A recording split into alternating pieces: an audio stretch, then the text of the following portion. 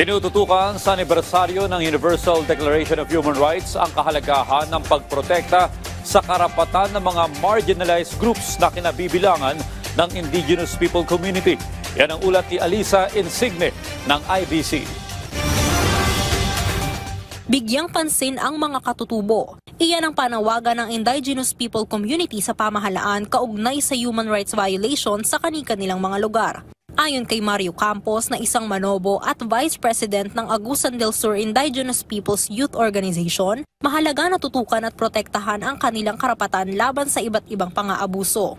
It's very important and what kailangan kasi talaga asap Kasi nga for how many years na-experience namin yan. At kasi kami yung mga vulnerable talaga. Kami yung unang-una na natatamaan at saka naapektuhan. It is very important to address the issue as soon as possible to make sure also the welfare and also the safety for all the indigenous peoples throughout the country, and also specifically in Mindanao.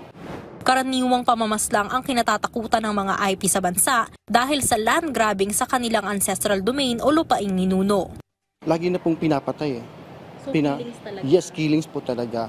Kinukuhaan po kami ng rights namin doon sa ancestral land namin. Pinagbabawalan po kami, tinatakot na kailangan nyo umalis dito. Yan naman ang tinutukan sa ika-77 anibersaryo ng Universal Declaration of Human Rights. Binigyang diin din ang pangangailangan ng mga nasa marginalized groups sa mas ligtas na pamumuhay sa kanilang mga lugar. Ayon kay Campos, mahalaga sa mga gaya niyang bahagi ng IP community ang ganitong pagdiriwang para mapataas ang kamalayan ng publiko sa mga tunay na nangyayari sa kanilang komunidad. Pinaka-importante kasi nga na marinig ng mga agency, ng mga partners, kasi ang dami natin ito.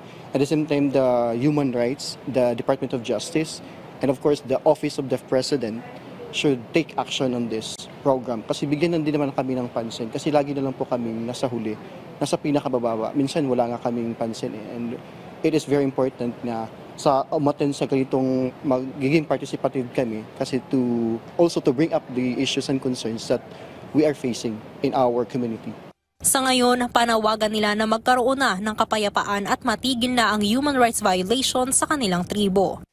Para sa Integrated State Media, Alisa Insigne ng IBC News.